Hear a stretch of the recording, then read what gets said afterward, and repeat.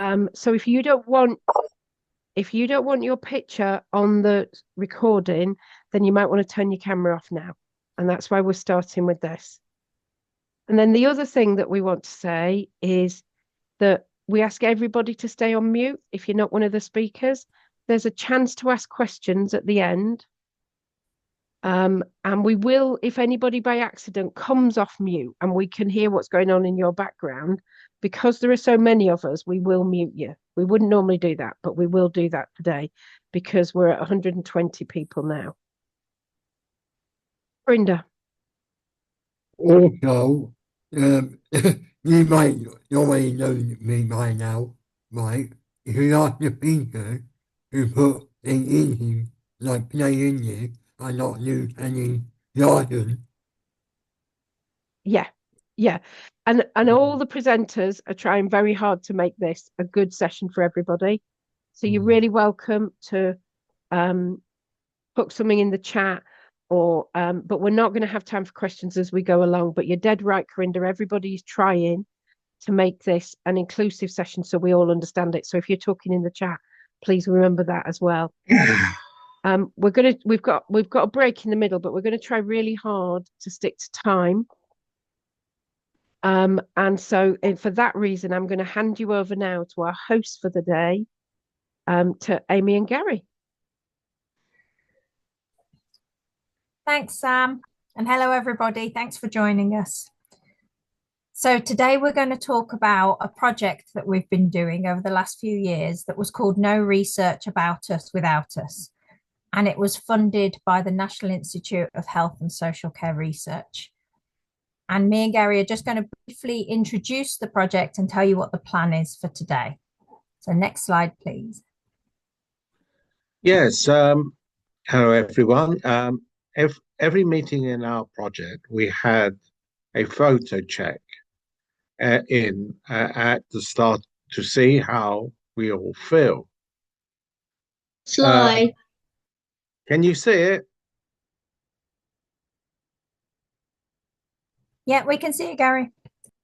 Right. Use the chat and tell us which number dog is the right for your mood today. This is all a bit of fun.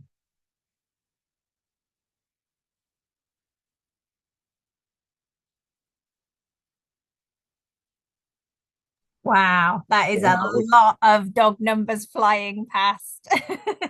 Thank you, everybody. Feel free to put why you're feeling that way if you want to. I think we'll do a kind of survey at the end to find out which dog was the most popular. Yeah. Brilliant. Well done, everyone. Yeah, well, we've got some mixtures between dogs as well. Yeah, you don't have to just be one dog. People are complex, aren't they? Right, we'll give you another few moments to vote. Pick your dog, the one that you're vibing with, the one that you feel most in tune with today. You're barking up the wrong tree. It begins. And So what's that red mark on the ring? What's that red mark? I think somebody's found out how to draw on the slide. What the mark is. No, I don't know how they did. But he can't see the slides, and I don't know why. Because can I I have can just see people, Amy, and I don't know why I can't see the slides. Okay. Maybe somebody can help you in the chat with that one. I'm not sure what's going on there. Thank you. Right. Can we have the next slide?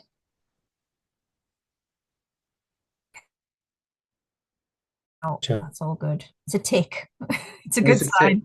Yeah.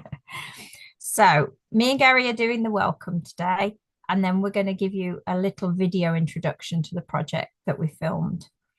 And we're then going to talk about how we worked together, give some practical tips on what we did to make our project more successful. And we're going to have a talk about how we used accessible information, and another talk about how we learned from the work of other people to build on to help our project be better. and then we're going to take a break. Next slide, please. And then after the break, we'll talk about writing a way to make a trial accessible, how we evaluated using creative methods. We're going to get key messages from our self-advocates, tell you about our recommendations, and then we will do a question and answer, hopefully at the end. Next slide, please. So just to recap how it all began, there was this call out from the National Institute of Health and Social Care Research for programme development grants to develop innovative, inclusive and diverse public partnerships. And it was seen by some of our team who thought it sounded interesting. And so Max and Paul put out a call. It said you could have a partnership of up to £150,000 and you could run it for up to 18 months. So next slide, please. So the funders wanted people, that's the NIHR, they wanted people to develop relationships and try out new ways of working together that included community groups. Next slide. Or they said you could develop new ways of working between researchers and communities. So Max and Paul contacted some people they knew and worked out that they wanted to find new ways of working together based on the principles of taking the time, working out what support people needed, making sure everyone was paid for their time, and using accessible information. Next slide. So they sent this flyer out inviting anyone who wanted to join them. And they got Vicky Shepherd and Anna Marriott on board as well. And so this was an unusual way to start a project. It was like a party invitation that was open to anyone. And so lots of people started joining, and they held some online meetings on Zoom, and they welcomed everyone, and they tried to make those meetings as accessible as they could. Next slide, please. So they wrote up the notes from the meetings in Easy Read, shared who had attended, what they'd said, and also recapped bits about what the discussion was about, what the funding looked like, that sort of thing, to help people remember what was being talked about. Next slide. And so they talked about the different barriers to involving people with learning disabilities in research. We finally got a group together that wanted to go ahead and apply for the money. But we already faced a few challenges. We found the pace, the speed you had to go at when you were applying for money was quite difficult sometimes. As the deadline got closer, the academics started making some decisions without full consultation. We found there wasn't time to do things as we properly wanted to do it, even though we thought we'd been really organised and prepared. And sometimes I think the academics thought that they spoke the language of the funder, so knew what was needed. Whether they did or not, that remains open to discussion. We also struggled to get internet accounts using the internet application form. And it meant that some of our partners were finding it really hard just to log in and tick the box to say that they were partners on the project. And we had lots of problems just getting their accounts set up. We've fed this back to the funders several times, but I think the portal that they use stays pretty much the same. And one of the other big problems we had was predicting what things were going to cost, because they wanted to know before we started what everything was going to cost. And we didn't know because we hadn't done it yet and we hadn't worked out what we needed. So that was difficult to say how much of our time it was going to take. Next slide, please. This is mine. We got the funding. Our project was called No Research About Us Without Us, Removing Research Barriers for People with Learning Disabilities. And Amy and I were in charge of it. Next slide, please. This is the research team. It was a big team with lots of people from across the UK. You will hear from some of them today. We were funded by the National Institute of Health and Social Care Research. Next slide, please. So the final team was academics, people with learning disabilities, NHS staff, accessible information experts, and self-advocacy organisations, and a variety of other people that was quite hard to describe, and from all over the UK. So here are some of the logos of our team and some red dots on a map to show how spread out we all were, which was brilliant in that we were including lots of people from all over the UK. But as we found later on, it was quite hard as well, because we wanted to meet up and we wanted to hang out, and the distance was quite big. Next slide, please. I'll pass to Sam now. Thank you, Amy and Gary. I'm just going to briefly take us back in time. I hate this picture of me on this video. You'd think I'd have got rid of it, wouldn't you, in a year and a half? We just want to be real, but I don't like mine. I look half asleep. But we wanted to share the video of where we started. So I think Rachel is going to share this video with you of what we set out to do, and Amy and Gary made it as we set out.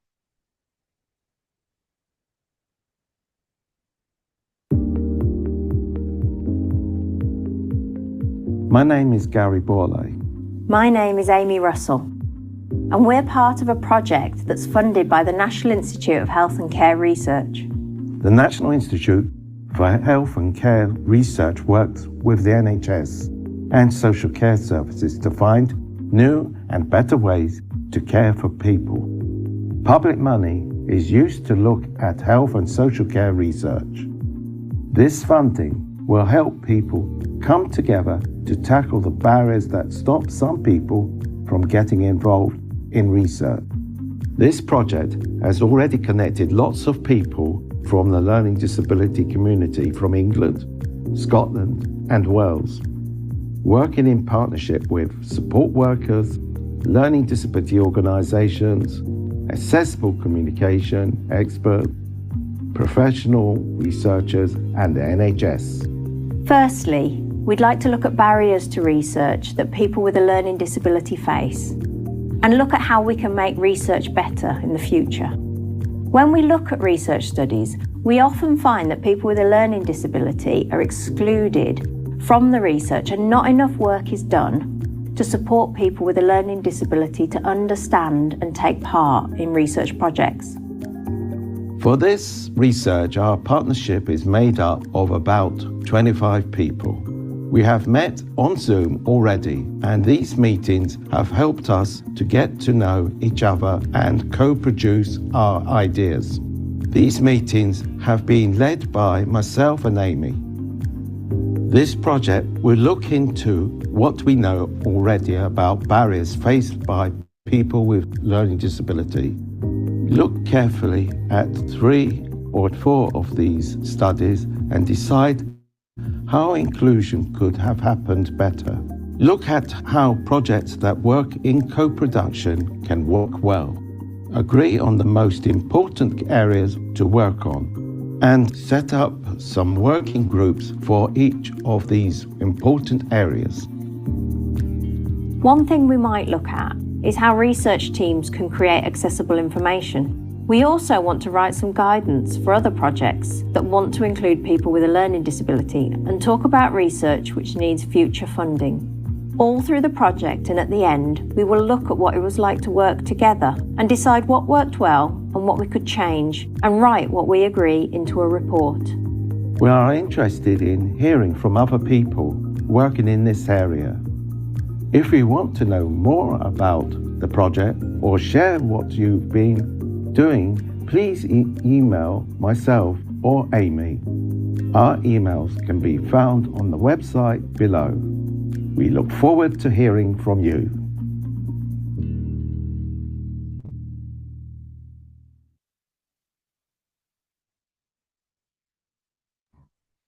Fab. Thank you ever so much. And that video, Sam's put the link to it on YouTube, and then it's also on the Learning Disability England website, and I've put the link in the chat there as well. So now me and Gary are going to talk a little bit about how we work together in the project and the things we did to make it the project that we hoped it would be. So next slide, please. So as I said, when Paul and Max and Vicky and Anna were designing the project, they had key things that they wanted to do to develop new ways of working between researchers and communities. And in some cases, they weren't all brand new. People have been doing this stuff, but we wanted to be very clear about the practical bits we were doing to make our project work. And so you might, a lot of what we say in this bit is, well, yeah, that's what you should be doing. But we couldn't find much practical information written places. So we had to ask these questions to our group and figure out how we wanted to work. So we're going to talk about these different bits about taking time, working out what support people need, making sure everyone is paid is going to come up later, and using accessible information has its own slot. So next slide, please. So taking time was really important for us. The pace of our meetings was made to meet the needs of the team. And sometimes this did make us worry that we weren't getting things done the way we wanted to, or at the speed we should for a research project. But we wanted to keep reminding ourselves that the pace we went at signaled respect for everyone, to be able to be heard, have thinking time, and get a chance to take part, even though sometimes outside pressure made us feel like we needed to speed up. Next slide, please. And working out what support people need. We hadn't worked together before. We had to figure out what support was needed. Next slide, please. What does support in the project look like? Well, it's planning, preparing, and debriefing, accessible information at all stages, accessible planning and organizing, and investing in trust and relationships. Next slide, please. So one of the things we created was called our matrix of support, which is a very fancy name for the way we planned, prepared, and organized. Next slide, please. And so this is the story created by Max of how we did this support. So here's me, the co-lead, Gary, the other co-lead of the project, Anna, who's Gary's PA, Vicky from Speak Up, a self-advocate, and Jodie from Speak Up, a self-advocate. And we worked together with others, actually, with Jeff and Annie from Speak Up as well, to create the matrix of support. So next slide, please. So first, we had monthly meetings between me, Gary, and Anna, where we decided what we wanted to happen in the meetings to move the project forward. Then I went away and I made the agenda as a slideshow. So I did it on PowerPoint and I made it as visual as I could. But Anna and Gary are the experts in that. So then I sent it to them and Anna worked to make it more accessible. Next slide. Gary then took the plan for the meetings laid out in these slides to Jodie and Vicky. He talked them through the plan and got their feedback. So they responded, they adapted, they changed the content, the wording, the tasks, and they commented. and they prepared their comments for the big team meeting. And then we went into the big team meeting where all 17 of us were on Zoom, and we shared it with everyone and talked through it with the self-advocates having prepared their responses and sometimes their votes if we use Menti in advance. Next slide, please. And then at the end of the meetings, the self-advocates went away and debriefed with a key supporter. And there were some things that they had to say, you know, I didn't understand that discussion. I need to know more about this. So there were things that we didn't always get right, but at least with that extra step built in, they could debrief, they could talk, and we could get further feedback if something hadn't worked. So next slide, please. So this is an overview. So you can see that's quite a lot of meetings, 7 stages to be able to build a support structure to take part fully in a big team meeting. Next slide, please. This is information. We made our project information accessible. When we wanted to discuss something, we made sure everyone could understand it. Next slide, please. So at one point, we wanted to talk about a systematic review. So a review of what had been written by academics and published in journals, because it was about inclusive research. And we wanted to have a look at what they'd learned when they looked at all the literature. But the format of that review wasn't very inclusive. So we contacted the authors and asked if we could make it easy read, and they said they'd be happy for us to do that. And so we did. We made it easy read, and then we discussed it as a team and discussed what we could learn from it. Next slide, please. We wanted to split into smaller groups to work on projects. We created a visual brand for each group to help us remember them. As you can see, we had Well Group, Chile, Orange Group, and I think that was the Basil Group as well. But I always called the chili as hot chili peppers. Maybe that's something to make me remember. That's right. And everybody else got a color except for the Orange Group who got an orange. But it helped us remember which task we were talking about, didn't it? Yeah. Next slide, please. And this is my quote. Trust doesn't just happen straight away. It has to be earned. But once it's achieved, you have so much more confidence in working with those people, and you really feel like you're part of a team. It's a bit like a football team.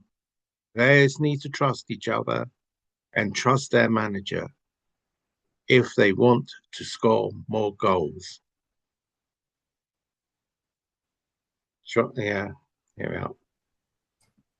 So we invested in trust and relationships heavily. Some might say at the cost of achieving other things at the start, but I think it was really, really important for us. We were a team that didn't know each other before we started working together. So here's some examples of the way that we viewed support as investing in trust and relationships. Next slide, please. So the first thing we did was we shared 1-page profiles, which is where you do a bit of a summary of you, your likes, your dislikes, and things that the group might need to know about you to work with you. And also sometimes you do hobbies or things like that. It helped us learn about each other. Next slide, please. We also ran a showcase. So we knew we had all got lots of experience in research, and we were all planning new research. And we wanted to share our experience and our plans. So we thought, can we hold an event online? The audience would just be our research team. we would each have a turn to speak about our experiences and our plans. And this worked really well. We all had about 5 or 10 minutes to talk about what research we had done in the past and what we'd learned that was relevant to our project. Next slide, please. And this is what we did for an example. We invested in trust and relationships through communication. Example 3, the check-in. And it tells you about what we just done with how you felt about which dog you felt about. But these are different examples. Next slide, please. And we did these different ones as well. It's still about rating your mood, photo scale. So there's all these different techniques to make the research what we're doing interesting but fun at the same time.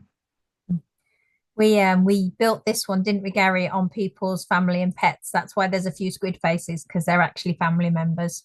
And then the others are people's pets or holiday photos. So once we'd exhausted the guinea pigs and squirrels, we started looking to our own photo albums. Next slide, please. Yeah, example 4, the recap. We are busy people and we need to reminding what our project's about. We shared the same recap slides at every meeting, because it's hard to remember things. That's what you have to go over each meeting, what you've been doing. Next slide, please. So strangely enough, I get to quote Gary this time. So Gary said, sometimes I struggle with the amount that is said through emails and what actions were mine. And this was a real problem because Gary was the co-lead. So the funders put his name, his email address into every single email about contracts, governance, finance. And it was great that they weren't saying Gary can't be part of this, but they weren't very clear about what they wanted him to do. And so we had to think about how we managed that. Next slide, please. We communicated. As a result, we all agreed we could try and keep emails to a minimum. We also added the subject line in emails to help people like myself keep on track. Next slide. How we communicated? We tried Basecamp. Some people found it useful. Some of us found it too hard. Next slide, please. The team, as you can see from the campaign t-shirt, had a strong preference for Zoom, not Teams. So we tried to make sure that we used that at all times. We also tried to meet face-to-face, but we only managed it 3 times for the whole team. It should have been more. We didn't realize how important that was until later. Gary and me met 2 more times, which was really good for planning and thinking about the future, thinking strategically, as we call it, about what we wanted to happen and where we wanted to go with the project. And we followed the structure of support. So we made sure that we went through the same cycle of pre-meetings before each time. And again, sometimes that was hard because it took a lot of time. Next slide, please. Right, so I will pass over to Max and Paul now, please. Hello, everybody. My name is Paul. I'm going to present a few slides with Max, which will very quickly kind of flow through some of how we did the accessible information work. I just wanted to say, first of all, that there will be a few questions for you to answer. And to do that, can you go into the chat when those questions come up? and that'll open a Menti, it's called, and that allows you to say yes or no, for example, to a question, or ask you to choose one of the options in some of the questions. So that'll allow you to take part a little bit. So next slide, please. We used accessible information throughout the whole project. Accessible information, what is that? I think Amy and Gary have given a really terrific explanation of the patience that it takes to ensure that everybody is successfully communicated with and can communicate to the rest of us. So we began with an accessible version of our funding application. We wrote the standard application with the timelines that Amy described, but we took the time to also create an easy read version of the application, which we sent in to the funders at the same time to support the application. Next slide, please. So a few questions in your chat. If you open your chat, there's a question 1 and a question 2. The question 1 is how many people have used EasyRead documents in a research project? Next slide, please. And question 2, if you could answer them both, is how many people have used EasyRead documents in any project? So a minute to do that, please, and then we'll have a look at what the results say.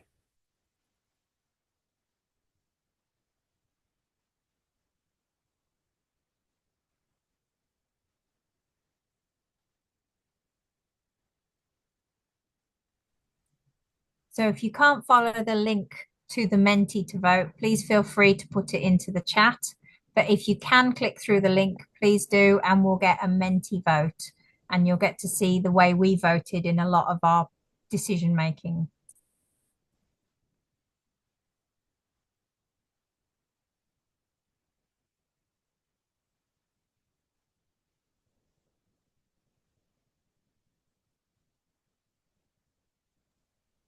Great, thank you all for voting. I can see the votes coming in.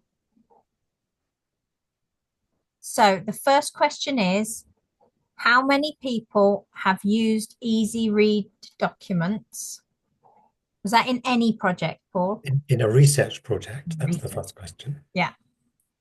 And the second question is how many people have used EasyRead documents in any project?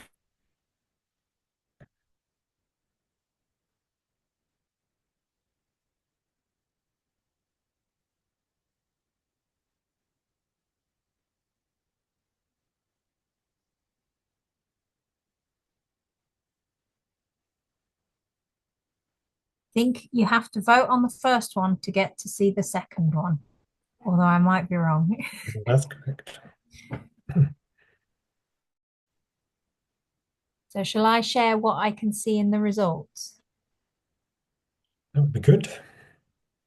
Okay. Yeah, I could vote for the first one, but I can't seem to vote for the second one. It said to wait for the presenter to change the slides, and then the slide changed, but the little click thing didn't come up. Sorry to interrupt. You need to just refresh the page and then it'll bring up the second question. Right.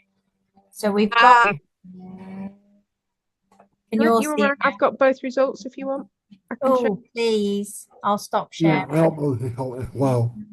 I'll take that back. Yes, if you can show the results, Sam, please. Yeah, absolutely. Hopefully. I said that really confidently, didn't I? And now I'm beginning to doubt myself. What do you know? Yeah. So this is the first one. So how many people have used EasyRead documents in a research project? We have 54 saying yes, 25 saying no. We've got more now coming in, that's great. So 2/3 have actually used an EasyRead document in a research project, which is terrific. So if we can go to question 2, and in fact, even more people, over 2/3 have used EasyRead. We have a great audience, thank you very much. So next slide, please.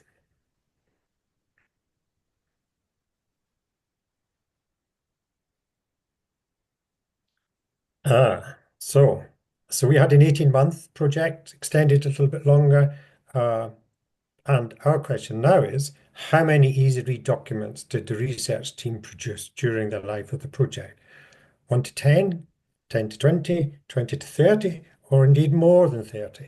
So same in the chat.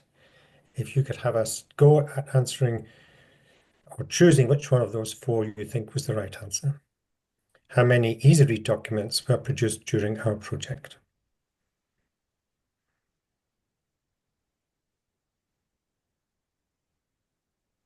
Do you know, I'm just going to come in straight away because the tension's too much. It was 29. So we've got between 20 and 30, and we can see the results of the Menti in a second. But I'll come back to the presentation. If I could have the next slide, please. So we're over to Max now. Thanks, Paul. This slide's just to show briefly some of the covers of some of the accessible documents that we did. And Paul explained, and actually Amy and Gary explained, that we took accessibility and accessible information very seriously throughout the timeline of the project. So the one on the left is our easy read summary of our application. So as Paul said, that went in as part of our application, which I dare say might not have ever happened before. To the extent that we did it, I suppose. They didn't ask for it. We just gave it, and they gratefully accepted it. The one in the middle is our terms of reference. So we didn't really call it our terms of reference, we call it how we will work together. Who are we, what are we doing, and how are we doing it? Although that took a while to all agree upon. I think it went through 13 or 14 different versions. That was an example of right at the start of the project, we're going to take this seriously and going to cement accessibility within this project. And the one on the right-hand side is one of our project outputs. So it's, again, in an easy read format, and it's about including people with learning disability in research with a clinical trial example that will be talked about later. So I want to share these three just to show how we've done accessible information documents throughout the whole project. And there are many more. These are just three examples. Next slide, please. I want to briefly talk about the process. You can see 4 stages on screen, hopefully. This goes from number 1, which is the document that was just on the right-hand side of the page. This is the paper that went, the academic paper, I should say. And I don't know how many words it was. It was thousands of words. 8, 9, 10, 12 pages, something like that. And you can't read it, and it's a bit blurry on screen, but you can kind of see how the document's laid out. And I'm telling you, because maybe people can't see, it was very complicated and quite written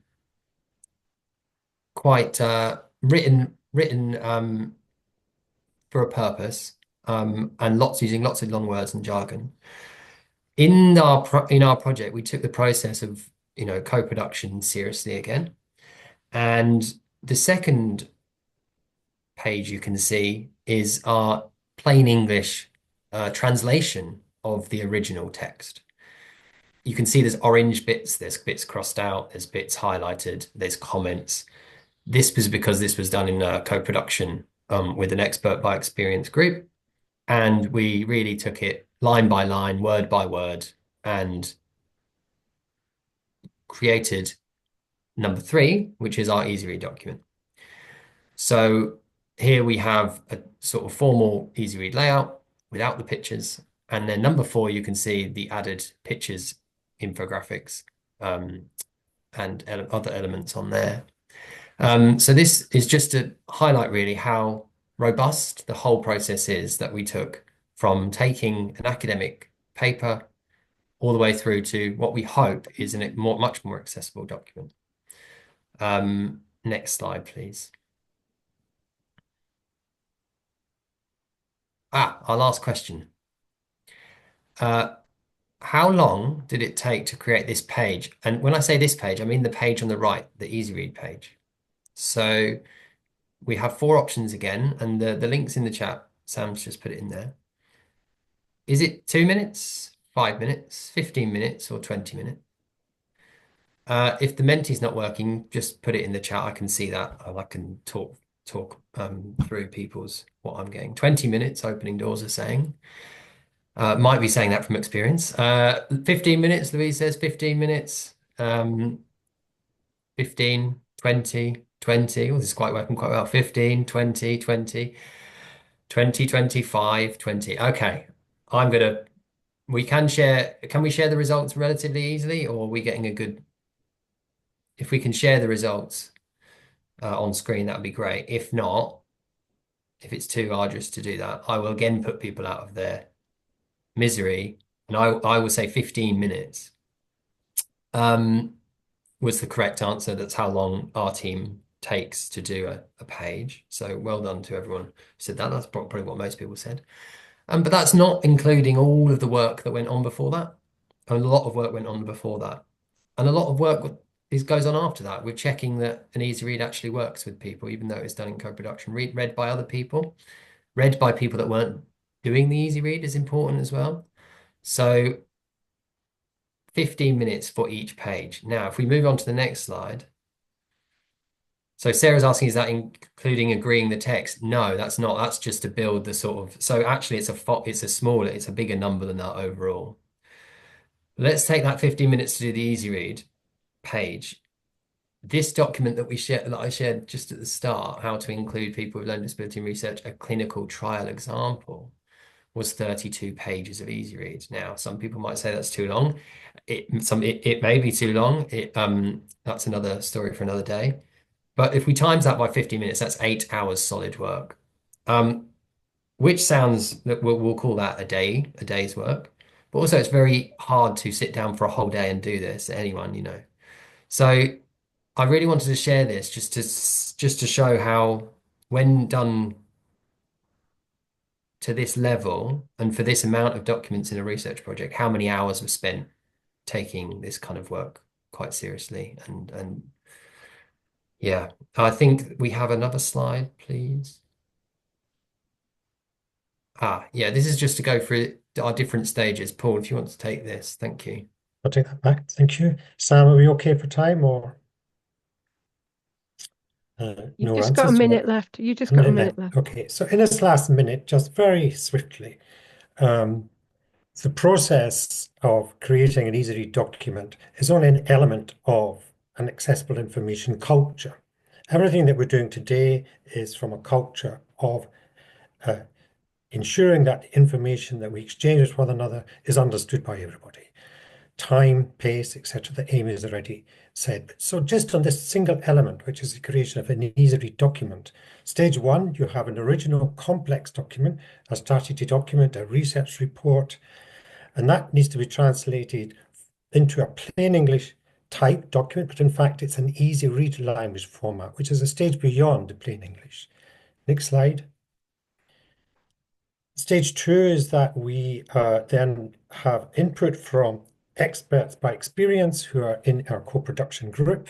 And the group that Max and I work within has individuals with different kinds of disabilities, sensory disability, learning disability, autism disability. And therefore we have a very large input of people who need the information presented in a way that is working for them. So stage three, the next slide, please. You then have a draft easy read language checked with the research team in this case in our project, or it could be with any other hospital team or working group who's asked us to create accessible information as easy read. Stage four, next slide. You have to go back then with the final document to the research team, who again will be going backwards and forwards with changes to take place. So a careful, long, but very engaging and exciting process to eventually reach with a document that everybody can access. So that's the end of our presentation. Thank you.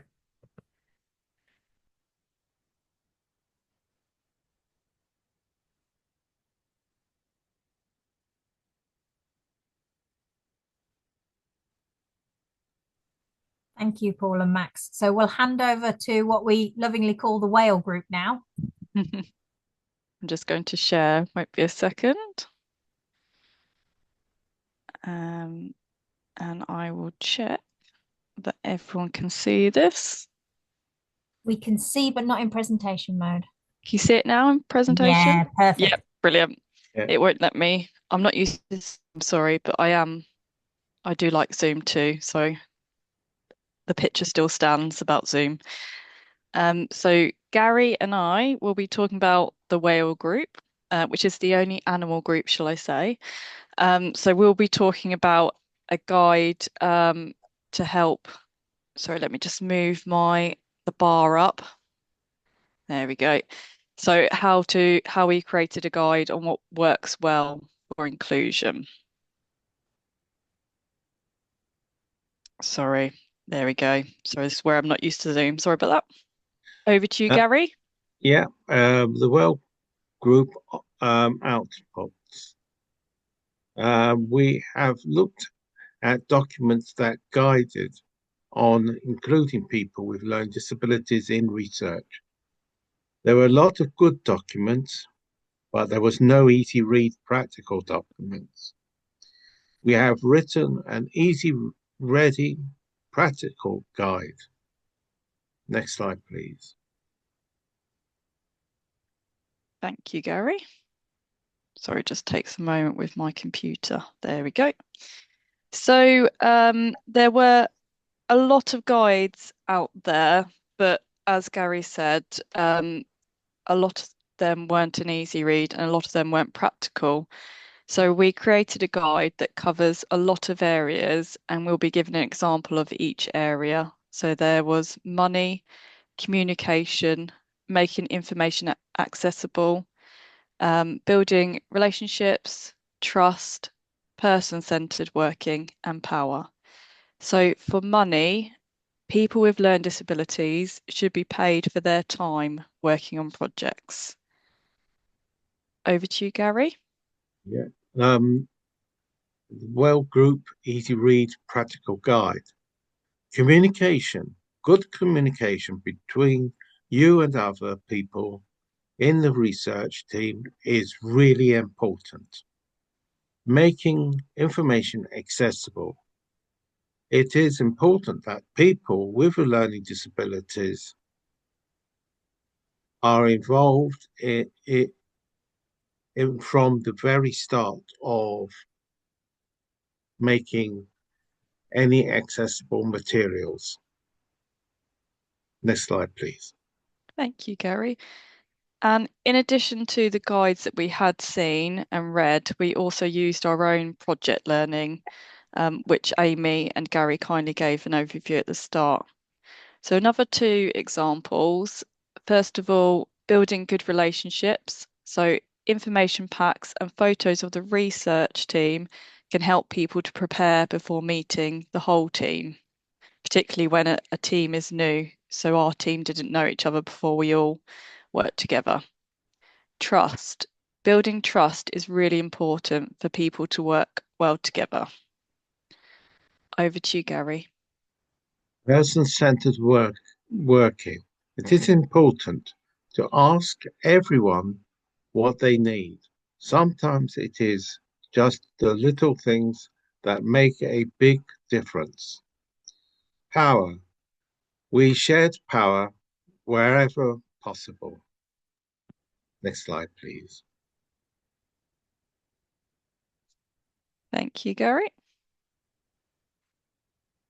We also made a guide. So we made the Easy Read guide, which is a document, but also we made a video that had top tips for inclusive research so that it's another accessible tool. Some people prefer to watch videos, and it provides tips from the whole team. So we will put the link to this video into the chat because it is a couple of minutes long. We just hope that this is another way for people to have those tips, but in a more accessible format.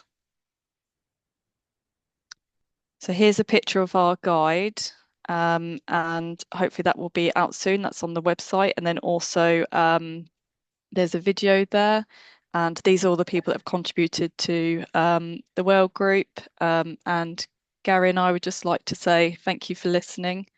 And we hope you enjoy the rest of the afternoon.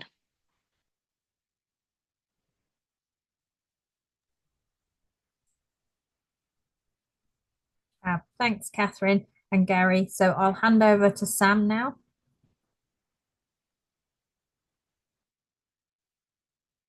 think we are brilliantly keeping to time in our plan.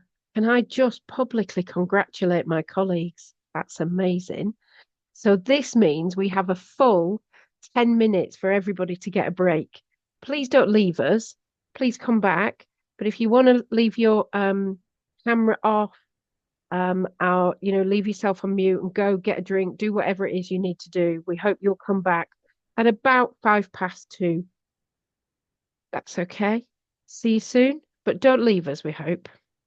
And that's just what you say coming is welcome before we go. Much for reminding me, Amy.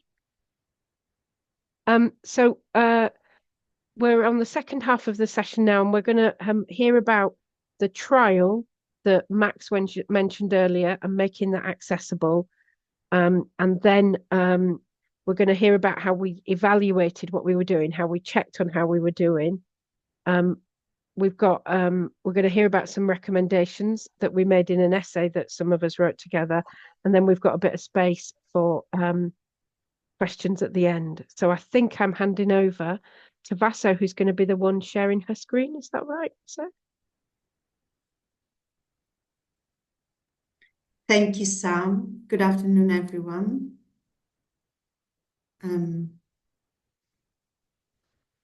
So I'm going to be talking on behalf of the Orange Group. I'm Vaso Totsica, and I will be talking alongside Jody Bradley and Vicky Shepherd, who are also in this web call. Now, why did we want to rewrite an existing trial, an existing research project? We were interested in understanding what makes studies more likely to include people with a learning disability, because very, very few studies are about people with a learning disability. And actually, most health research excludes people with a learning disability, whether directly or indirectly.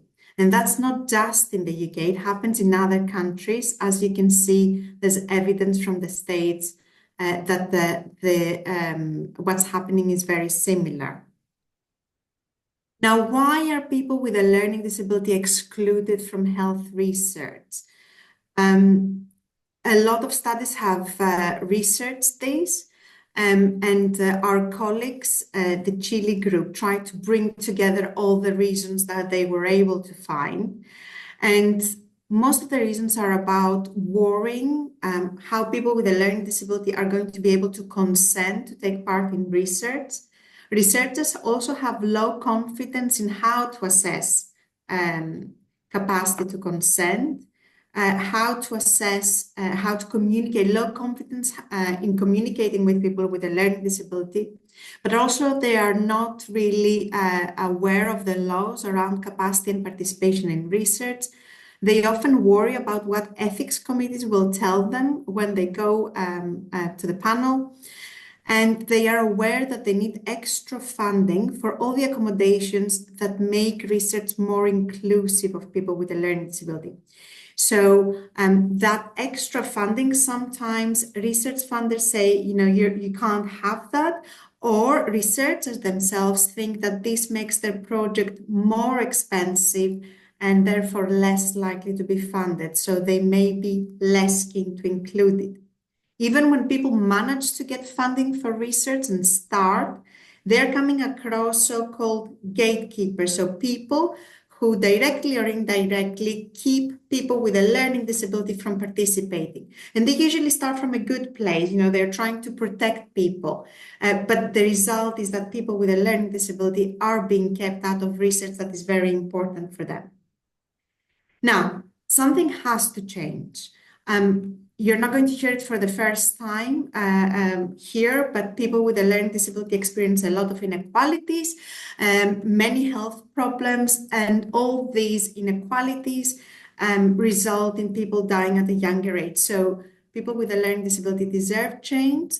Us researchers know this, and we want things to change. But more crucially, research funders want change now. There are many examples around us that tell us that research funders recognize this is a very important problem. So we think the time is right to look at how we can make research more inclusive, health research. So what we wanted to do was we wanted to find a trial, a large research study, and we wanted to find a way that would help us identify systematically where people with a learning disability had been excluded. We wanted to come up with practical examples of how things could be different to include more people with a learning disability. And underpinning all this, we wanted to do this analysis and to come up with the solutions, working together as a group of experts through lived experience and researchers. So here's a picture of some of us oranges. And this is the study that we found. So it's called the Panoramic Trial. Now, why did we select this study? Some of you may have heard of the Panoramic Trial. It was a very large study that looked at medications that people take or are given when they go into hospital because they've got COVID-19. Now, Panoramic is a very important study for the world of COVID medicines, probably one of the most important studies worldwide. The reason we selected is because it is a study that is very relevant to people with a learning disability, which means that the medications these researchers are testing would be given to people with a learning disability as well in hospital. It's a study that wanted to include people with a learning disability, but actually ended up including very few people with a learning disability. So only about 63 people out of 26,000 participants. And crucially, this study had all the information available online, so it was possible for us to review exactly what had been done.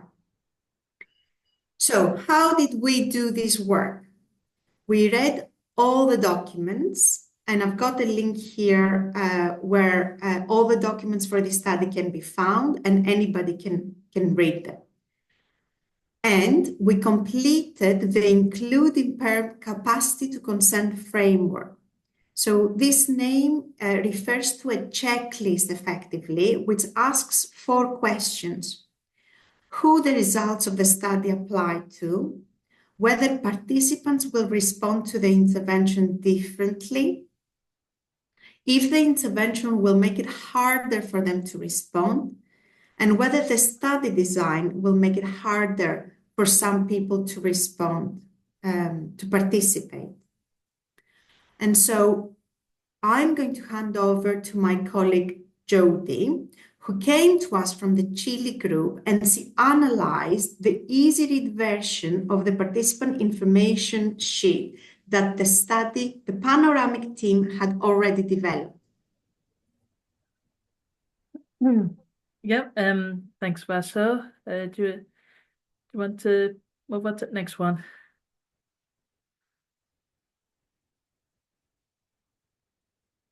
Yes, so the first bit was about language. So using the word doctor instead of DR or GP, which is general practitioner as well, and worries, use that instead of concerns. They will be more accessible. The use of study doctor and your doctor was also found to be pretty confusing as well. Oh, excuse me. Next one, please, Vasa.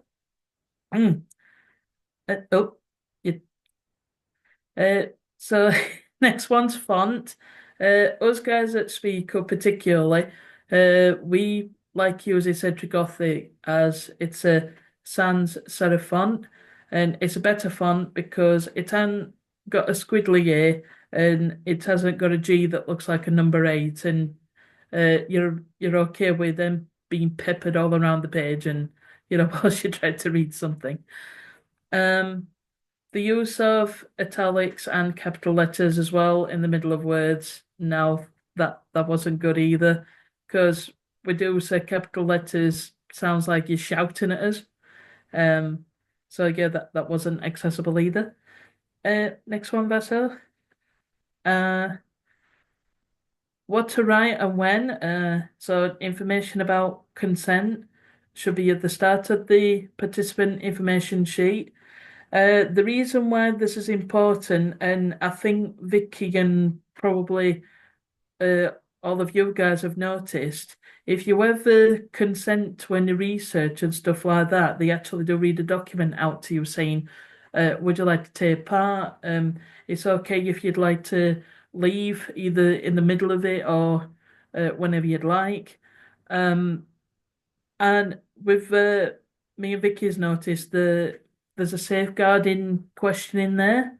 Like if you're talking to the researcher and then suddenly you say something that's very worrying to the researcher, then they should have the right to report it, because it could be something extremely worrying to them, and they are there for your safety as well, and make sure you're okay doing the research and stuff like that. Next one, please, Vasa. So next one's images. Images need to match the text. So for example, for the MRI, and to be honest with you, I don't even know what that stands for. I know what an MRI is used for, but I just don't know.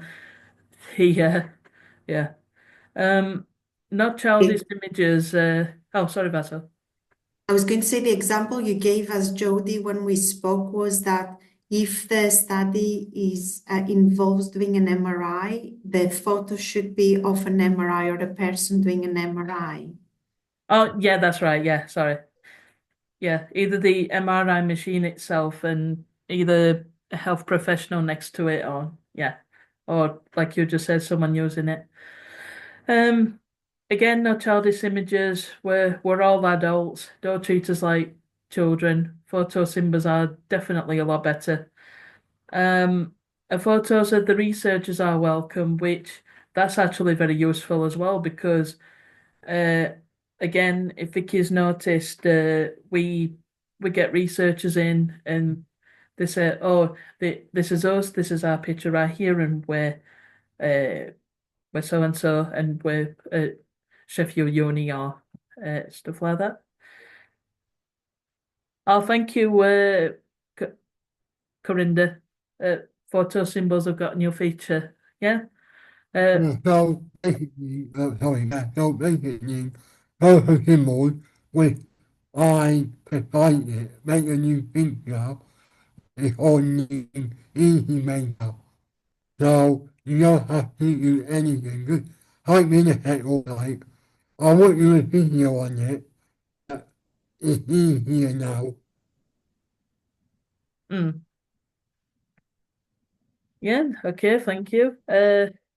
And I've just seen from Annie, if you put a question mark in Century Gothic, it's very squiddly, unless you bold it or you change it to Arial. So that's not very good, is it? So I think, come on, next one, Vasa, please.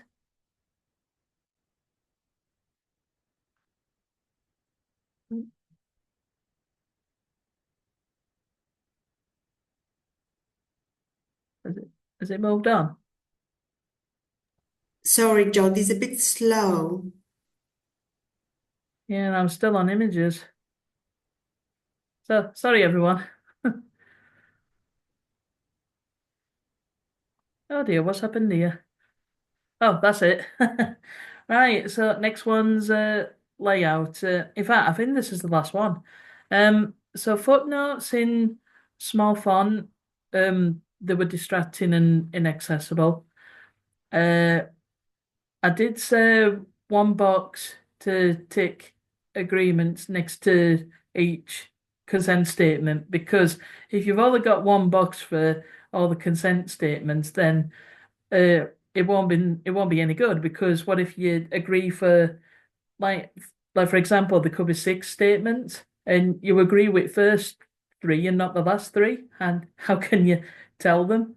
So you're best off having a box for each one, then you can put a tick or a cross. So I've actually learned this from a good colleague of mine.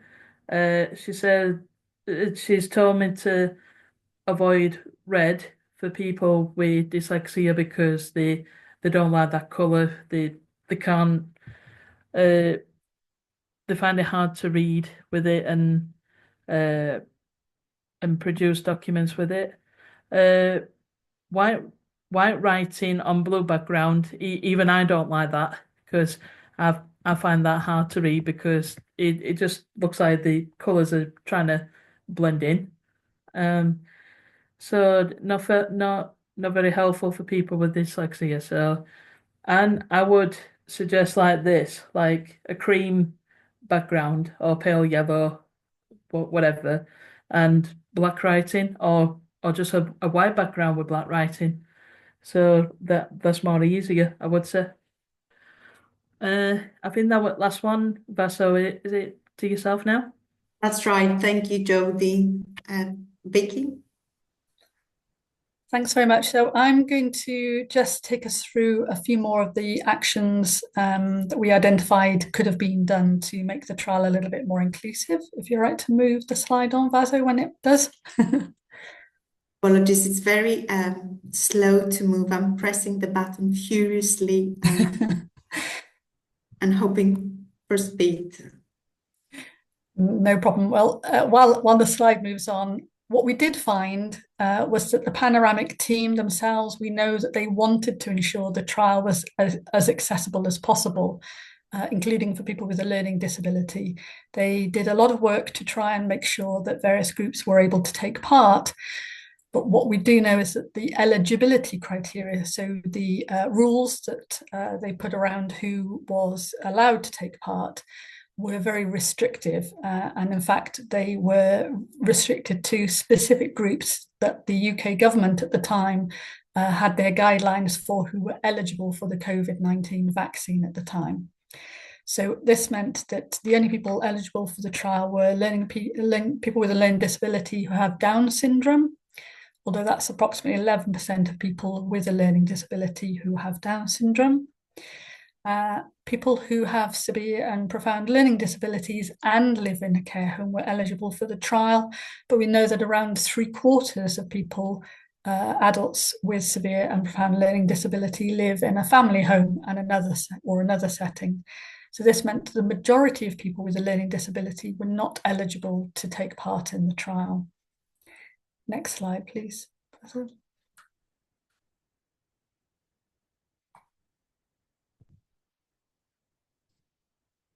next slide, when it shows, talks about the recruitment and consent processes for the trial.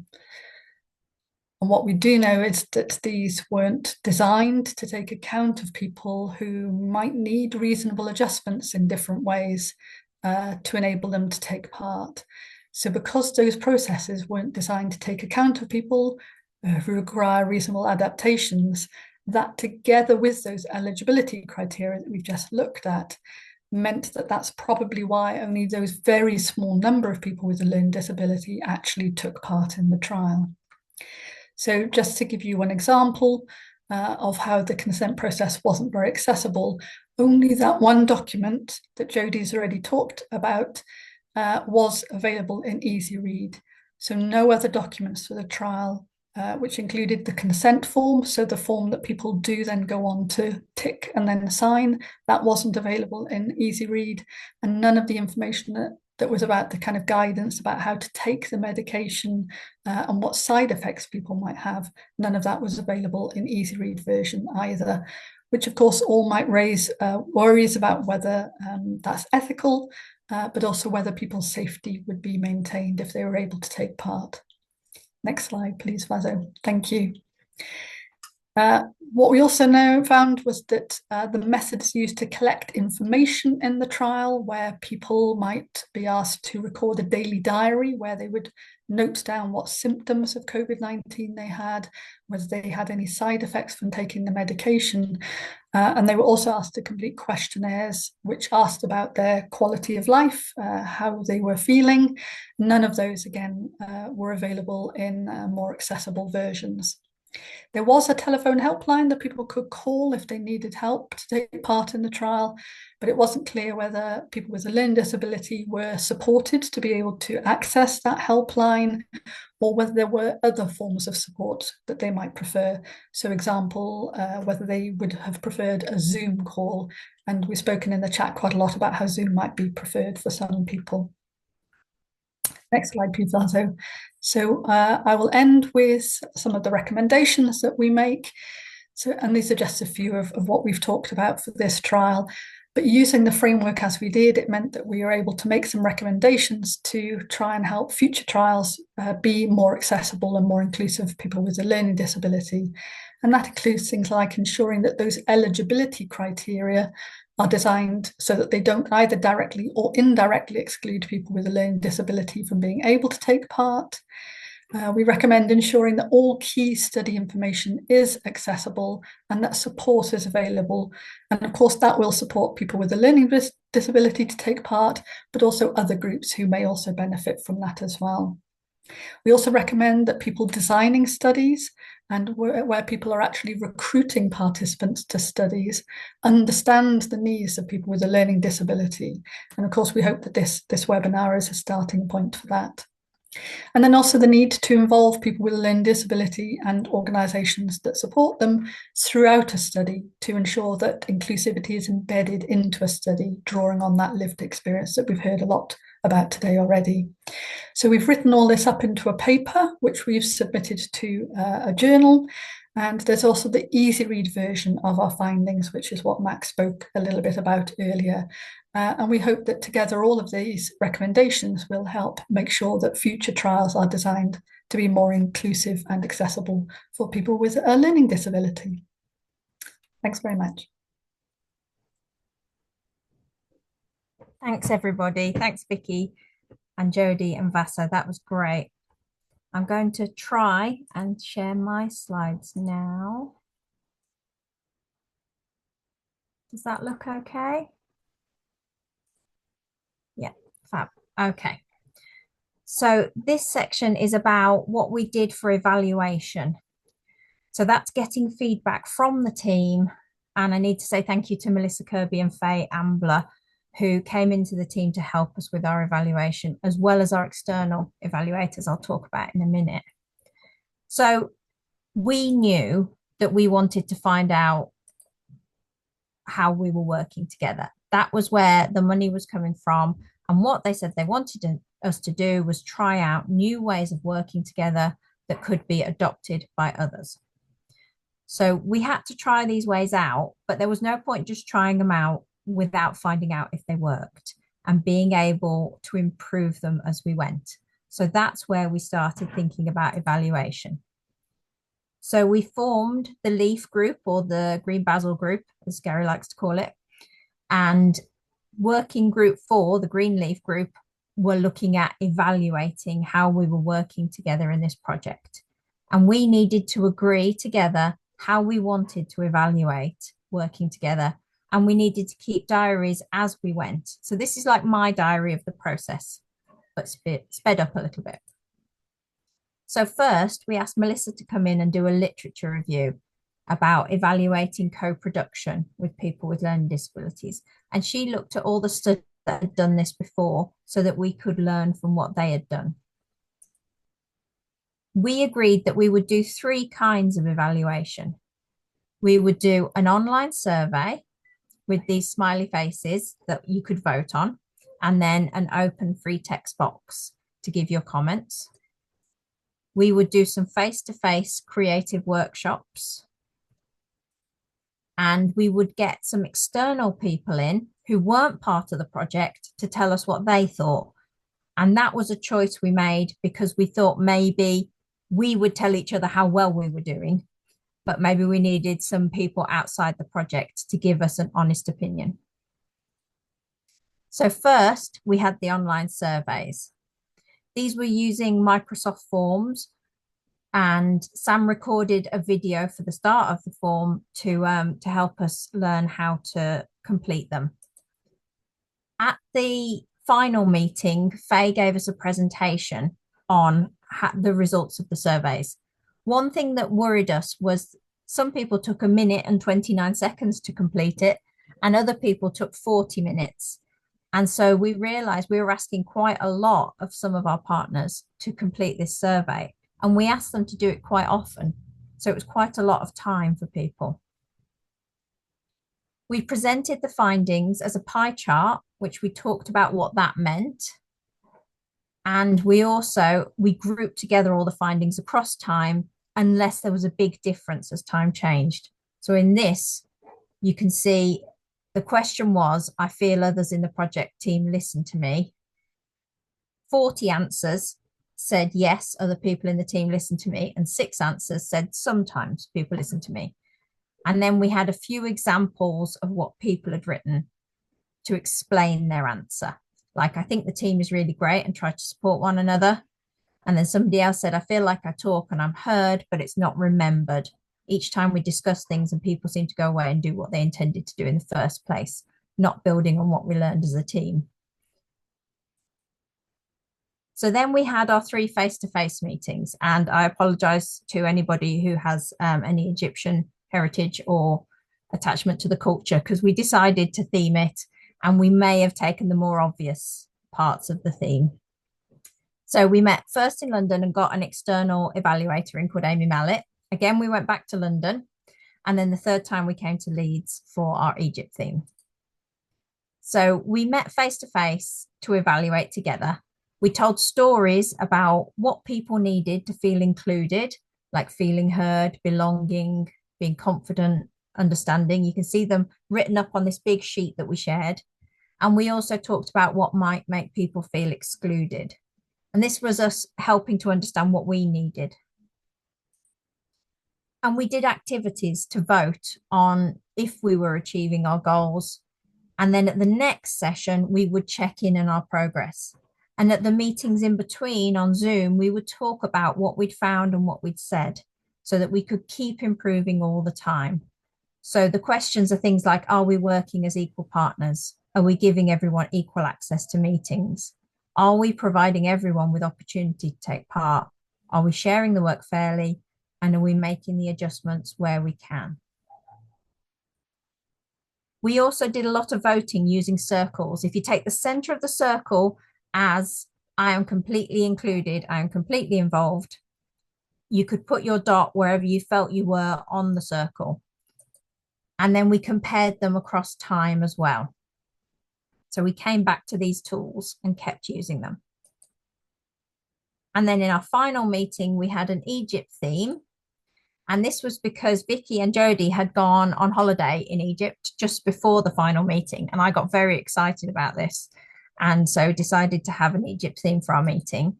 And luckily, they enjoyed it.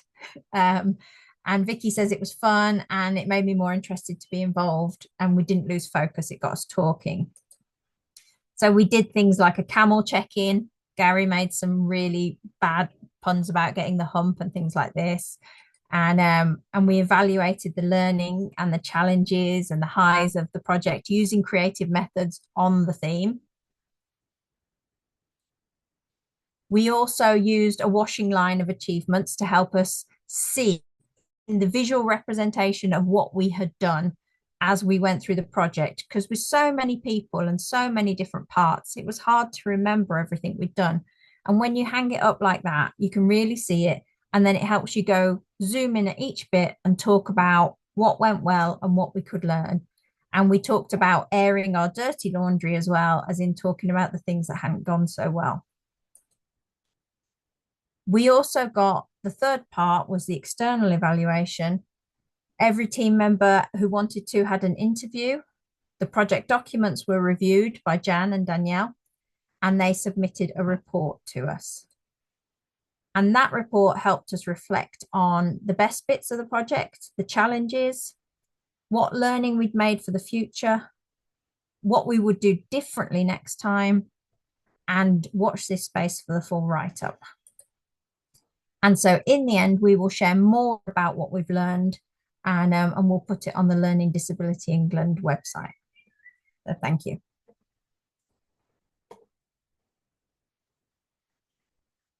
Amy. So I think I said just before, and that seeing the pictures of us all and the sun and everything is a lovely reminder. I think I said that just before we're going to finish, we're going to hear some kind of big messages from some members of the team.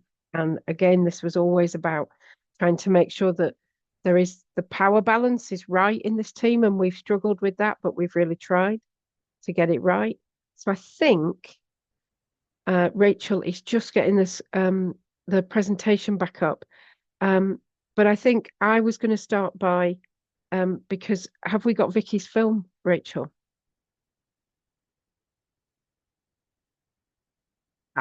Brilliant. Vicky, shall we start with the film that you made, if that's all right with you? Yes. Okay. Is that okay? Brilliant, Yeah, because it's it okay. links back. You mention the evaluation session and the creative methods thing stuff, don't you? So we start with what you said was your big message, and then we can always pick up anything else if you want to add it.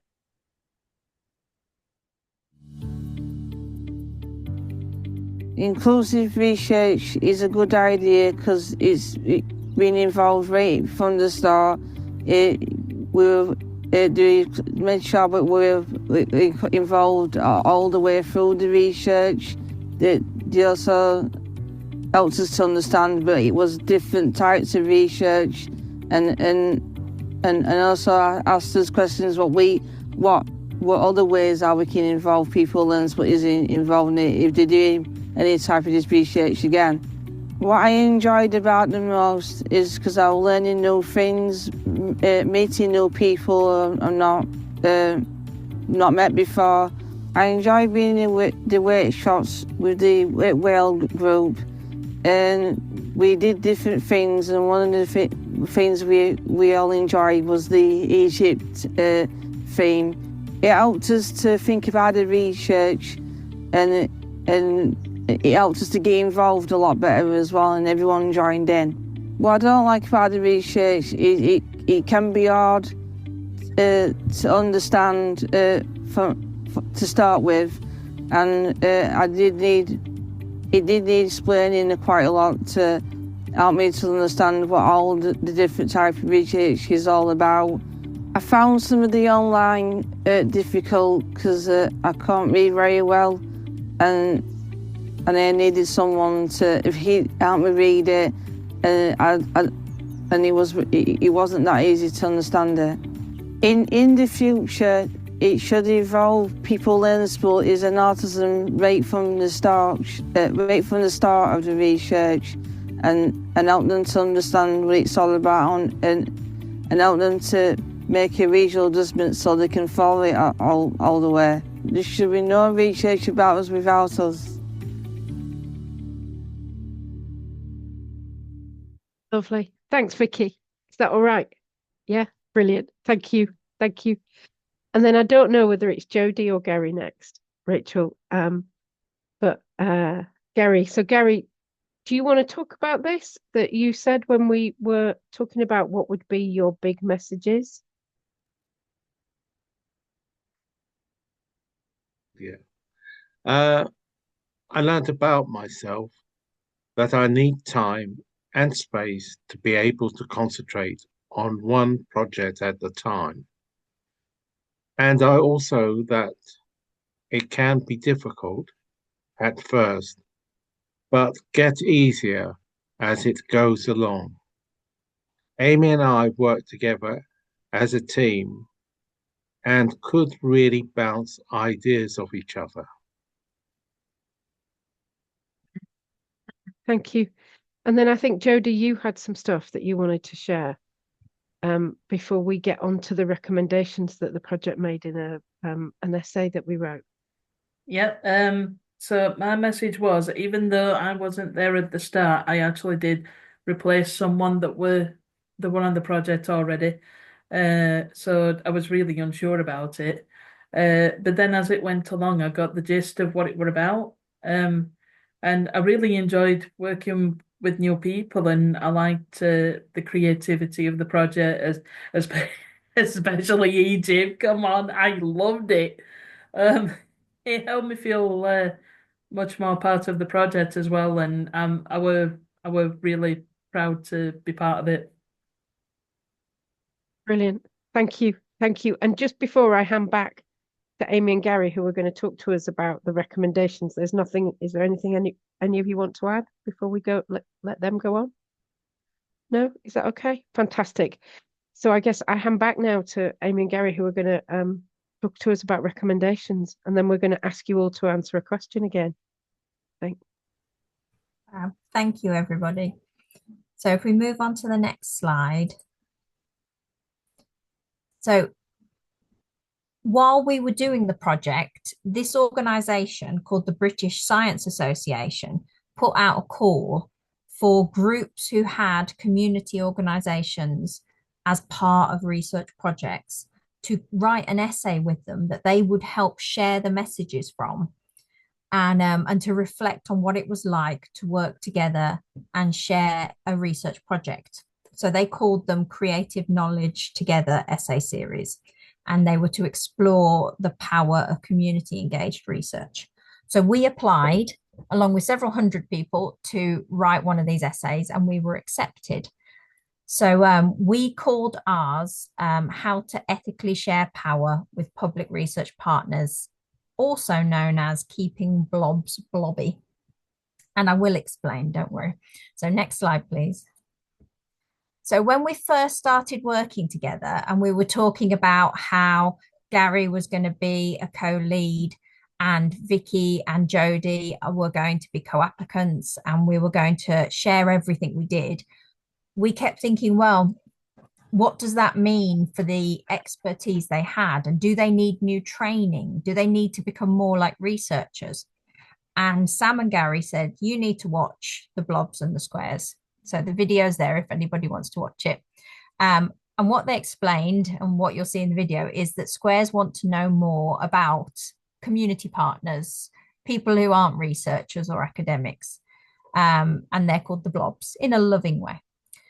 But they keep giving money to each other, the other squares, because squares know how to invoice and to write reports and things like this. And that's what they understand. So they just keep moving money between people who look like them and behave like them. So next slide, please. And in this video, they keep thinking that the blobs should become more like them. But actually what makes them valuable is that they're not researchers, that they've got a different perspective. And we realized making blobs square is not a solution. Trying to make public partners or people who are self-advocates become more like researchers is a terrible idea. They're great because of who they are. And so we wrote about this, about recognizing expertise and contribution in different ways. So next slide, please. Oh, sorry, Gary, I totally stole your slide. Don't worry, I'm used to it. I know you are.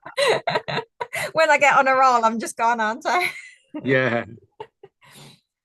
So to share this kind of learning, me and Gary partnered up with a comic writer, and we made a comic about our experiences. And you can see it there, but I won't go through it because it's quite long, but we're going to try and find a way to share it on the website. And out of that learning came some of our recommendations, and we put them into our essay. So I will hand over to you, Gary, on the next slide. Well, thank you. Funding, for instance, speak up when tight budgets, short timelines, or rushed work make it impossible to do truly equal and co-produced research. 2, make sure there is funding for reasonable adjustments outside of funding limits.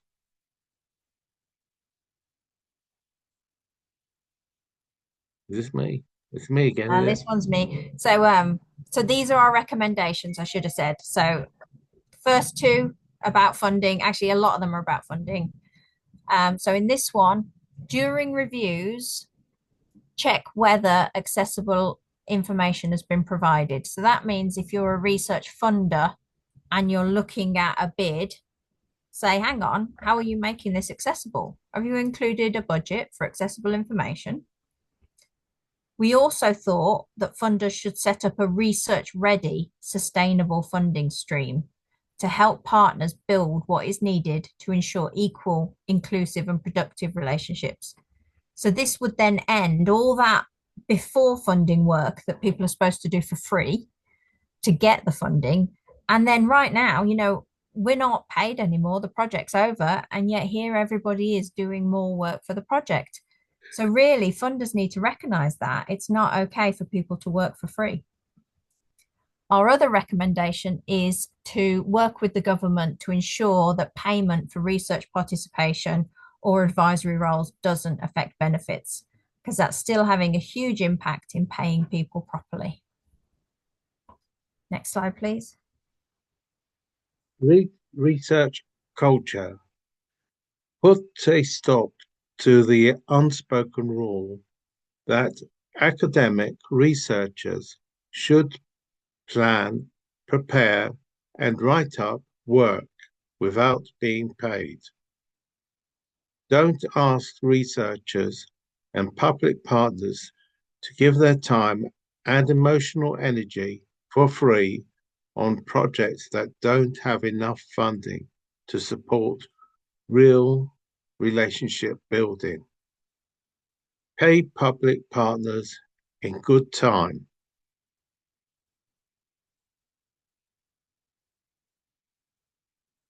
So hopefully, by the magic of organisation, which I didn't do, if you go to the link that Sam's just put in the chat, there should be a Menti, and it will have those different recommendations in it. And we'd like you to choose which one is closest to your experiences. So I know they're a bit wordy, so take your time.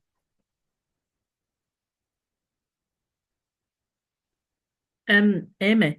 Yes. You know, whilst everyone's doing that, there was a question in the chat asking about consent and what it again? Consent and images or something like that. You know, when oh yeah, you're presenting. Mm-hmm. I'm wondering, would I be able to share the screen, because I've actually produced something quickly and hopefully I can explain it. Oh, fab. Well, do you want to? We'll do the Menti, and then that's it for the voting. Yeah. And then in the Q&A, that can be our first question, and you can share the screen. Yeah, Amy. Yeah, same. Yeah, anybody that's got questions at the end. Yeah, Amy, what's your home? Sorry, I lost that question. Right. No, you asked me for the home, and I don't know what the home is. Not sure what that question was, Can Corinda. you I'm sorry. click the link again in the chat, Corinda, and see if it comes up? Give it another try. Yeah, I ain't put it in, and it's asking me for a home. Okay, so it's on the screen. Can you see it? Sam's sharing it. Ooh, so we've got quite a spread across the answers. So we want funders to speak up when tight budgets or short timelines. I haven't got it on the screen. Can you not see the results that we're sharing? Yes, I can. Oh, can now, but I don't know how to vote for which one it is. Right. You can put it, well, now it's going to be impossible to put it in the chat because you don't know what the options are, don't you? Hang on. Oh, hang on. There's something come up in the chat now. Yeah, there should be a link in the chat to go to it. Right. Oops. Back to meeting. So a lot of people feeling that they agree with the rush and the tight budgets and the pressure that puts on and stops us from doing actual equally co-produced research. Quite a few people concerned with the rule that the academic researchers end up doing lots of stuff. And we're not saying that, oh, it's so hard to be an academic, but it's also when other people aren't being paid, you feel bad asking them to write something or comment on something. So then you start removing their voices a bit more because they're not being paid anymore. And it's quite similar to the next one, asking researchers and public partners to give their time and emotional energy for free on projects that don't have enough funding so that they can build those relationships. Because it's very hard to say to a funder, we want an extra 3 months on the start of this project to get to know each other, to get to trust each other, and you have to pay for that. I think we didn't say that, and then we ended up doing it in our own time for our project. Right. Oh, and we've got a clear winner though. Tight budgets, short timelines, and rushed work. Thank you, everybody. Hang on. Right. I'm going to hand over to Sam for the last few moments. It's brilliant. Yeah, we've just got a few minutes for questions, and I think Jodie picked up one of them. And so whether anybody's got any questions you want to put in the chat, or you think I might have missed in the chat, but I've been trying to keep an eye out. But there was a question that was about, could Jodie explain the point about consent? Is that the one you picked up, Jodie? Yeah. On my screen. Well, I'm hoping, like I said, I've just whizzed together this example, so I really hope I can explain it. If not, then I'm hoping Vaso can jump in, because she gave a good example when we were doing the slides yesterday. So can everybody see this? Yeah? Yeah. Right, so say that I'm a researcher and I've come to your organisation and I'm wanting to ask you, what technology do you use in day-to-day life, and activities? So I've put a smart TV, a mobile phone, and a tablet. So what we meant by it shouldn't just be one box. If you can see there on the first bit, there's only one box there with a tick. Now that could say to me, you use all three, but at the same time you might not be. And there's no more boxes, to say, oh, I don't have a smart TV, I have a normal one, or I don't use a tablet, or I can't afford one. So you put a tick there, and that to me says, oh, you use all three. That's great, but it's not. It could be false information. And am I okay so far with everybody? Yep. Yeah. Right. So I've done a better one. So I asked the question again, do you use these technologies? And I'll say smart TV. And if you say no, I'm like, okay, cross. Do you have a mobile phone? Yes, that's a tick. Do you use a tablet? No. So that's an X. So that one there, that's more accurate, because you've given me truthful answers. You've given me what you do use in everyday life. So, and have I explained it okay, or is people still confused? That's very clear, Jodie, and I think that's the best illustration of what you were also saying about the consents. Yeah. So is that okay for? I think it was Sarah and Amy who asked the question, and I'm hoping that we're okay. But if not, just tell me. And that was amazing. Thank you, Jodie. We understand now. And we're just wondering, are you available to work on other projects? Oh no, thank you so much. I'm glad I've explained it okay. Like I said, I just whizzed this together in a few minutes. I'm like, how do I explain it? And I'm like, oh yeah. So right. It's all a bit rushed, but I'll say that I'll use the mobile. So I thought there was a bit where you go into a link and you vote for it. Steve, no, I think Jodie was just doing it as an example, but it's a great example about being dead clear in the question, isn't it? Yeah. I think Jodie did a great job there. And with the previous one where I should have voted, I meant to vote for the number one, which has been rushed, because that's how this feels now. Rushed. Yeah, well, we're getting to the end, aren't we? We're trying to fit a lot in. Yeah. Thanks, Steve. And I'll just quickly say, regarding the technology question, for me, it'd be all three, because I do have a mobile phone. I've got a smart TV and I do use a tablet. So for me, it'd be 3 ticks. Or better still, I could have just used the top one and tick for all three. But again, it might not be accessible to people. They might say, "Oh, I only use one. How do I answer just one?" So it's got to be really clear. Thanks. Thank you, Jodie. You're So welcome. that's really helpful. So we've got, I think, about 4 minutes left, and I know people have sat with us for 2 hours. So thank you very much for everybody who stayed with us for 2 hours. It shows you how brilliant our team were, doesn't it? That they were all so interesting. But I think, Corinda, you've got your hand up. Yeah, I just want to ask 3 questions to the panelists. So, my first question is, how do we campaign about this? Like, do we need to ask our MP or our health minister? Like, and like, how do we like campaign about it? And like, do we have to and the second point is, can you kind of disclose your budget that are in the research that for the money, like the budget, the maximum of budget, and how many total of maximum people that are there? So didn't get all of the second question, but I wonder if I could say to Amy and Gary, I think Corinda's first question was, how do we campaign about this? How do we get more inclusive research? And I think it was Vicky and Vasso that said funders want this, but how can we make it happen? So you might have an idea from your work. Do any of you want to come in and answer that question for Corinda about how can we all come together to speak up about this? Yeah, thank you. That's a really good question. So we put those recommendations out with the British Science Association, and they did take them to some funders. And we're also giving those back to our funders.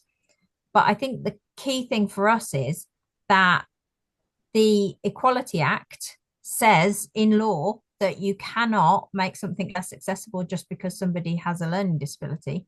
The Accessible Information Standard applies to health and social care, so health research it applies to. And so you can use those things as tools to say you need to fund this. And I think if you're very clear with funders and say, we need this, and really put a big box around it and say, this is what we need to do this in an inclusive way, they will fund it. But you have to have the confidence to ask for it. But where we go to share messages, I'd really welcome further input from the audience, because I think we all have a part to play in this. Brilliant. Thank you. Thank you. Do any other members of the team want to add to what Amy said or anything else? No? But I guess for all of you, as we've got like a minute and a half left, and I personally believe we should never run over because people should be able to go when they need to. For all of you, we as I think a whole project, a whole team, I think I dare speak for all of us, we would love to know your ideas about how we could come together stronger to be a bigger voice about this. And we know loads of you from reading the chat, I know loads of you are doing work around inclusive research. And I think from Learn to Fit England's point of view, we'd love to share that and help make it clearer how much is going on. And your ideas on how we can all campaign about it would be really welcome, I think. So let us know. I know you had a second question, Corinda. So what I'm going to do is I'm going to wrap up and then we'll come back to you. Is that all right if I do that? Yeah. Just so that other people can go if they need to. Yeah. So I think it's my job to say thank you, everybody. Thank you to the whole team for being really interesting. And I worked with you all for 1.5 years and I've found it really interesting. So thank you. We will, for all of you, those of you who came, thank you so much. We will tomorrow send out a recording and links to everything that we can.